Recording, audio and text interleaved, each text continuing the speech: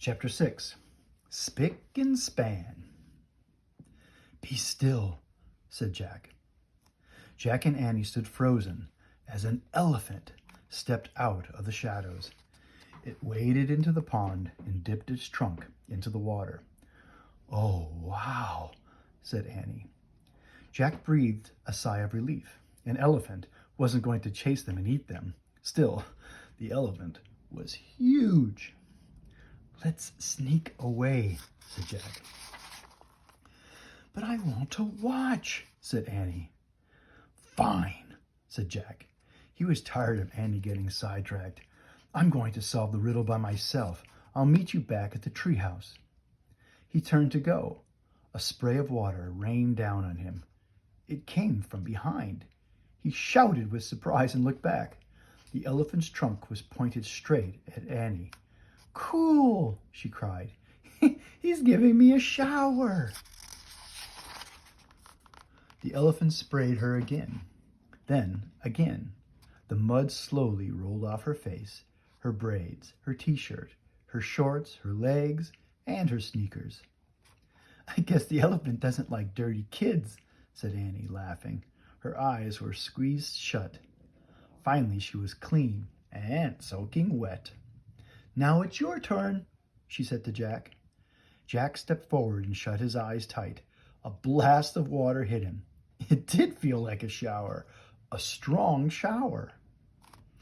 When Jack was clean, the elephant let out a grunt.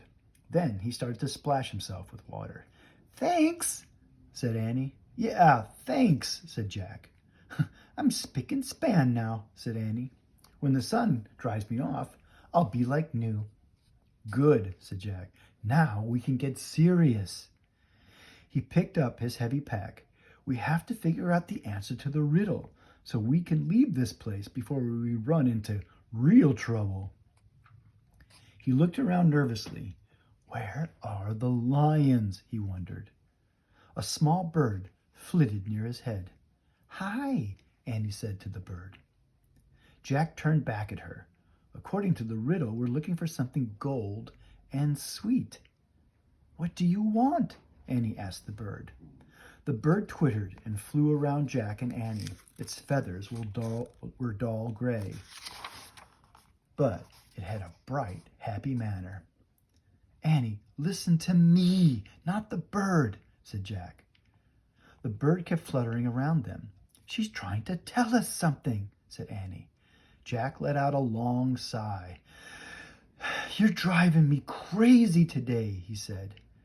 "But it feels like she needs our help," said Annie. "Maybe her babies fell out of the nest." "Annie, you can't save every animal in Africa," said Jack. "This bird is important," said Annie. "Trust me."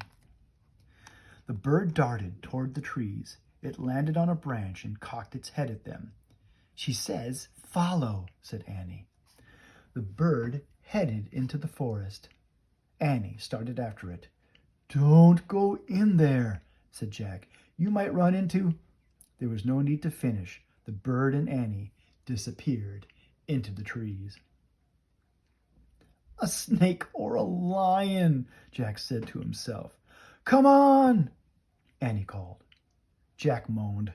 He pulled on his pack and ran. The peanut butter jar thumped against his back.